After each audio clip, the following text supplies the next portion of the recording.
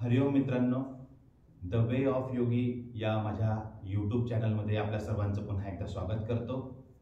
आज सर्वात महत्त्वाचं म्हणजे मार्गशीर्ष महिन्याच्या शुक्ल पक्षातील एकादशी म्हणजे मोक्षदा एकादशी।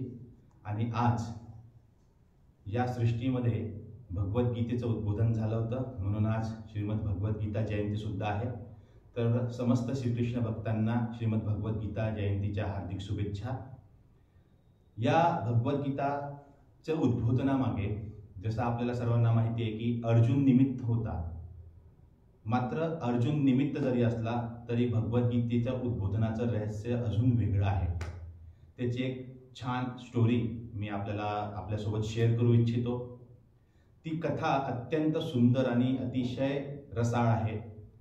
या कथेतून आपल्याला लक्षात येईल की भगवद्गीतेचं अवतरण फक्त अर्जुनामुळे झालं नसून त्यामागे अजून एक शक्तीची खूप मोठी सहभागिता आहे भगवद्गीतेच्या उद्बोधनामागे, आणि ती व्यक्ती म्हणजे साक्षात भगवान श्री हनुमान आहेत। हनुमंतामुळेच भगवद्गीतेचं उद्बोधन झालं, आपण असं म्हणू शकतो आहे। निमित्त मात्र अर्जुन होता। त्याची एक सुंदर कथा मी आपल्यासमोर शेअर करतो आहे। ती कथा अशी आहे की एकदा हनुमंत म्हणजे भगवान हनुमान कदली वनामध्ये ध्यानस्थ बसले होते। कदली वनामध्ये त्यांचं वास्तव्य होतं त्या काळामध्ये। तेव्हा अर्जुन त्या वनामध्ये येतो आणि काही फुलं तोडतो। त्यावेळेस हनुमंत अर्जुनाला विचारतात की तू फुल का तोडलं? अर्जुन त्यावर म्हणतो की पूजेसाठी तोडलं। पूजा करणं अत्यंत चांगली गोष्ट आहे, मात्र फूल तोडताना विचारून घेतलं असतं किंवा परवानगी घेतली असते आणि मग फुल तोडलं असतं। तर त्यावेळेस अर्जुन म्हणे ठीक आहे, आता मी पूजेसाठी घेऊन जाऊ का? त्यावेळेस हनुमंत विचारतात की कोणासाठी फुलं घेऊन चालले? तर अर्जुन म्हणतो भगवान श्रीकृष्णासाठी। अर्जुनाचं हे उत्तर ऐकून हनुमंत खूप हसतात, आनंदी होतात। अर्जुन विचारतो की तुम्ही हसले का? त्यावर हनुमंत म्हणतात की ज्याचा ईश्वरच ज्याचा देवच चोर आहे तो फुलं असेच घेऊन जाणार। आता ह्या गोष्टीचा अर्जुनाला राग येतो आणि अर्जुन हनुमंताला म्हणतो की तुमच्या सुद्धा देव कसे होते की पूल बनवण्यासाठी माकडांचा आणि अस्वलांचा वापर करून घेतला। जर एवढे मोठे धनुर्धर होते तर धनुष्य बाण चालवून बाणांचा पूल का बनवू शकले नाही? तर या गोष्टीवरती हनुमंत हसले आणि हनुमंत म्हणतात की तू बनवू शकतो का बाणांचा पूल? तो म्हणे हो। अर्जुनाने धनुष्य उचलला, गांडी उचलला आणि बाणांनी एक पूल तयार केला। त्यावेळेस हनुमंत म्हटले की श्रीरामांसाठी माकडांनी आणि अस्वलांनी बनवलेला जो पूल होता त्यावर हजारो माकडं हजारो अस्वल लंकेपर्यंत पोहोचले।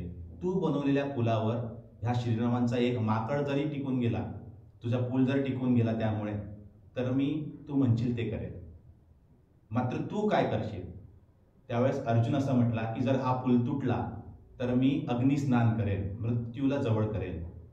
त्यावेळेस दोघांमध्ये एक ठरतं, अर्जुन पूल बनवतो आणि आपल्या स्वभावाप्रमाणे हनुमंत आपलं विक्राळ रूप धारण करतात। एक असं स्वरूप धारण करतात की ज्यासमोर तो पूल अगदी छोटा वाटतो आणि त्यांच्या केवळ एका स्पर्शाने तो पूल पाताळात चालला जातो।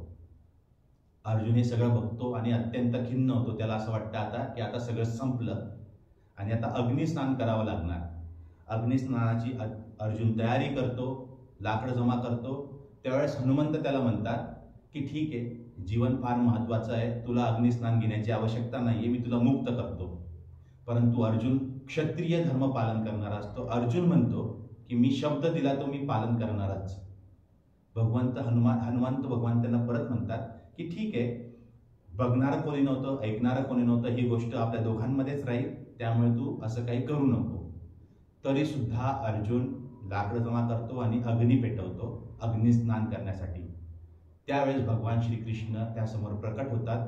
भगवान श्रीकृष्ण एक ब्राह्मणाचा वेश धारण करून येतात आणि भगवान श्रीकृष्ण म्हणतात की तू हे काय करतोय? त्यावेळेस अर्जुन पूर्ण कथा त्या ब्राह्मणाला सांगतो। त्यावेळेस तो ब्राह्मण म्हणतो की हे योग्य नाही, शर्यत लावणारे तुम्ही, शास्त्रार्थ करणारे तुम्ही, निर्णय देणारा मात्र हा वेगळा असतो। तर तुमच्या दोघांमध्ये जे झालं ते कोणी बघितलं का? नाही बघितलं, त्यामुळे ते सिद्ध कसं होणार? म्हणून आता मी मध्यस्थी करतो आणि तू पुन्हा पूल बनवू शकतो का बाणांचा? तर अर्जुन म्हणतो हो। अर्जुन पुन्हा बाणांचा पूल बनवतो आणि हनुमंताला म्हणतात म्हणतो की आता तू हे तोडून दाखव. तर मित्रांनो, त्यावेळेस होतं असं की अर्जुनाने बाणांचा पूल बनवल्यानंतर भगवान श्रीकृष्ण कश्यप रूपाने त्या पुलाखाली स्थित होतात आणि यावेळेस मात्र हनुमंत तो पूल तोडू शकत नाही. आता अर्जुन यावेळेस जिंकतो. त्यावेळेस अर्जुन म्हणतो की आता मी सांगेल ते करावं लागेल. तर हनुमंत म्हणतात सांग काय करायचं. मात्र पुन्हा श्रीकृष्ण आपल्या मूळ स्वरूपात प्रकट होतात आणि अर्जुनाला सांगतात की आत्ताच नको, आपण यांना काय सांगायचं एक योग्य वेळ आल्यावर सांगूया. त्यानंतर मग पूर्ण घटनाक्रम घडतो आणि कुरुक्षेत्रावरती युद्धाचा प्रसंग येऊन उभा राहतो. त्यावेळेस भगवान श्रीकृष्ण अर्जुनाला म्हणतात की आता मागायची गरज आहे हनुमंताला, आणि ते म्हणजे हनुमंताने आपल्या रथावर येऊन स्थित व्हायचं. म्हणून अर्जुनाच्या रथाचं नाव कपिरथ सुद्धा आहे. आता भगवान हनुमंताला सांगतात की तुला रथावर येऊन स्थित व्हायचं आहे. त्यावेळेस हनुमंत म्हणतात की मी तर भक्ती योगातला माणूस, मला फक्त भक्ती जमते, मला भक्ती हवी. त्यावेळेस श्रीकृष्ण असं म्हणतात की तिथे युद्ध करायला चाललोय आपण, सत्संग करायला चाललो नाहीये, तिथे काही कीर्तन किंवा सत्संग होणार नाही.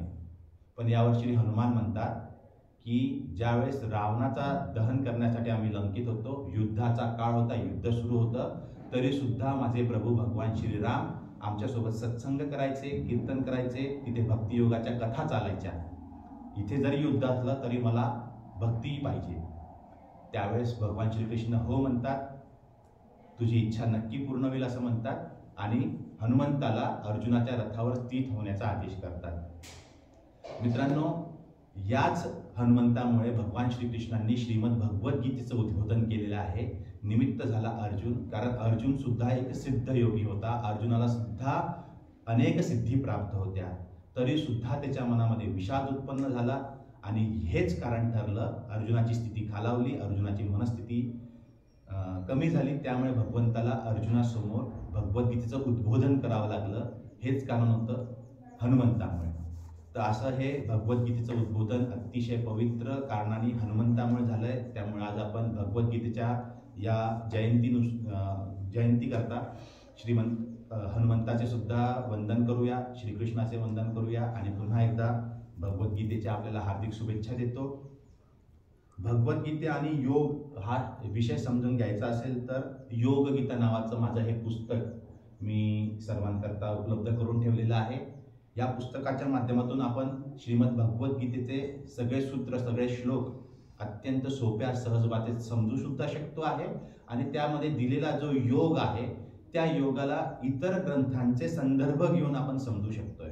हठप्रदीपिका, घिरंड संहिता, पातंजली योगसूत्र, सिद्ध सिद्धांत पद्धती, उपनिषद, पुराण, गरुड पुराण अशा वेगवेगळ्या ग्रंथांचे संदर्भ मी भगवद्गीतेच्या वेगवेगळ्या श्लोकांना दिलेले आहे.